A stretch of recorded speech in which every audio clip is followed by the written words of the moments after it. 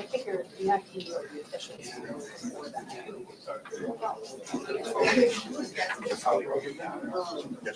Traffic thing.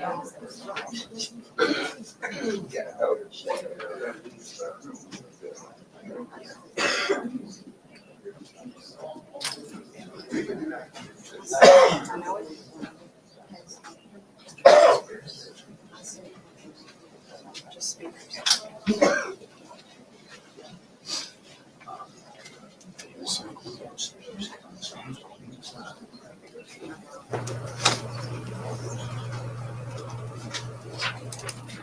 Good morning, everyone. Thanks so much for joining me here on Wave Now. I'm Myra Ansari. We are going live to New Orleans here in just a few minutes, where officials are giving us an update on that horrible attack that happened on Bourbon Street on New Year's Day.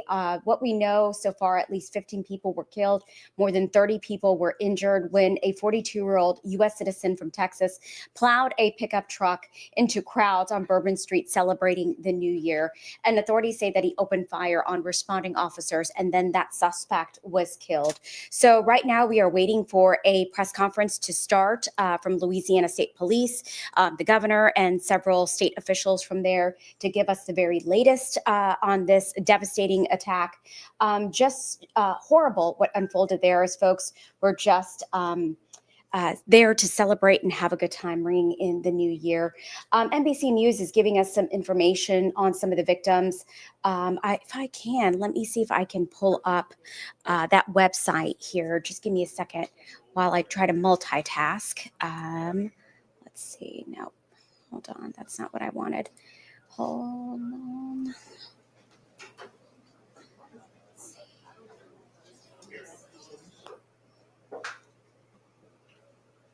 Okay, I'm unable to pull it up. Here we go. This is the website from NBC giving us some details about the victims. So if you go to NBCnews.com, you can get the very latest on that. But let me go back to, sorry, trying to multitask here and also bring you what's happening there. We're just monitoring this. This press conference was supposed to start 15 minutes ago, but they were running just a little bit behind. So we're just waiting on officials to arrive. But just heartbreaking what unfolded there. We're hoping to learn a little bit more about the suspect as well. So just please stand by and wait with me as we wait for this press conference to get started.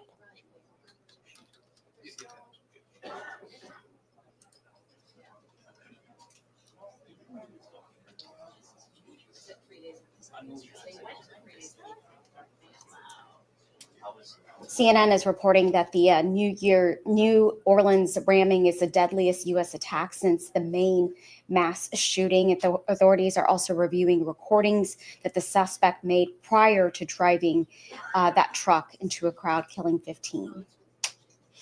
And according to CNN, the suspect discussed plans to kill his family and join ISIS in chilly recordings. So just we're learning more information about the suspect and also what unfolded that day.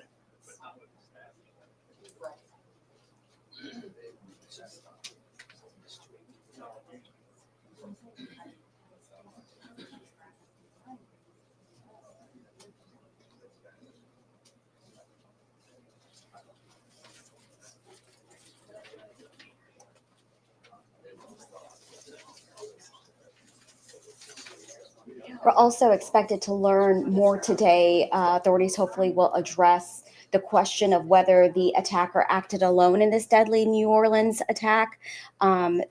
What we were given yesterday, the information said that that there were possibly more suspects involved as well in this. So hopefully we'll get to learn a little bit more information on what authorities are doing in this investigation and if there are other suspects and what they're doing to get more information on that.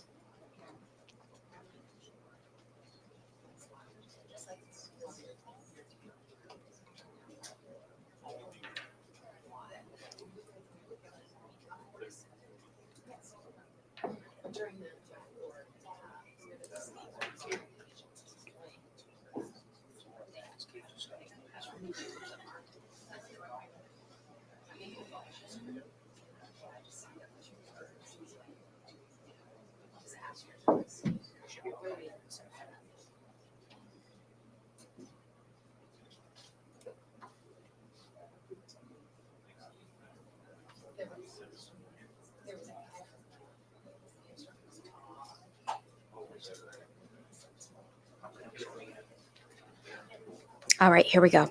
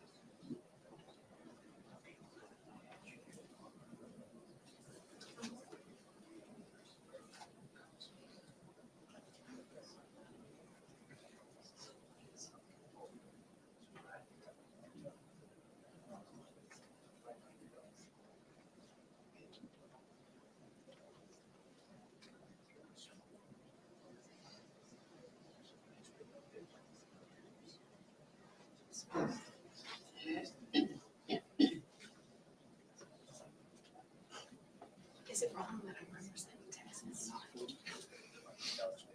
I'm based in Houston. Wrong sticker. We need to get you a new one. I know I do. All I hear. I promise.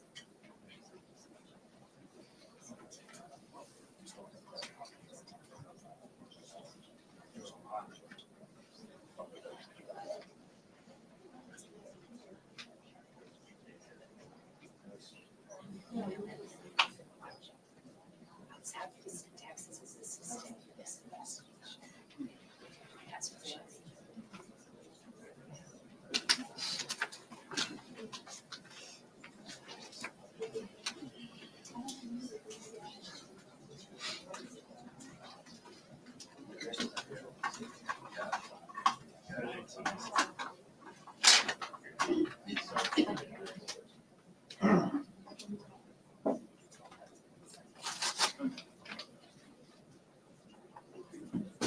Hey, folks, I know a lot of you are waiting for this press conference to start. It looks like you're just running a few minutes behind, but it looks like a lot of the key players are there. So just waiting for this to start, and I appreciate your patience.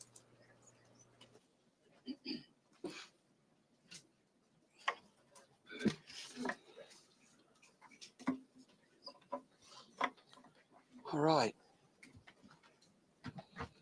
Y'all all ready? We good? All right. Well, good morning. I first want to start off by reminding the citizens of Louisiana that as you travel around the state, you will see the flags of all state buildings at half-mast in honor of those lives that were lost in this horrific act of violence. I also think that it's important to remember that what happened yesterday was akin to those who are old enough to remember jigsaw puzzles, and that you would take 1,000-piece jigsaw puzzle and you empty the box, and you've got to start sifting through those pieces, and you want to start, if you're real good, you start at the corners, right? Try to put your corners together. And from yesterday to today, over 1,000 law enforcement agents and officers, men and women, have been poring over countless amounts of data, of videos, of surveillances, interviews, tracking down every possible lead that came to us, whether it was the New Orleans Police Department, the Louisiana State Police, the FBI, or our other federal agencies. Also, yesterday, I issued an emergency declaration. That declaration was meant to streamline resources and communications between state, local, and federal partners. And we're seeing the results of it. I also would like to remind everyone that what's going on in this city and this state is twofold. We've got an active criminal investigation going on, while we're also continuing to secure the city in preparation for 3 o'clock kickoff time for the Sugar Bowl. With that, I would also remind those who are in the city that as far as state resources are concerned, we have the Louisiana State Police, the Louisiana National Guard, which was part of that emergency declaration, which allowed us to put an entire MP company on the ground. Those become force multipliers, is what we call that in law enforcement and the military. That helps to add to the resources that we have. Wildlife and Fisheries, the Department of Corrections, DSF, DHS, our Veterans Affairs, our Probation and Parole, all state agencies. Any state agency who has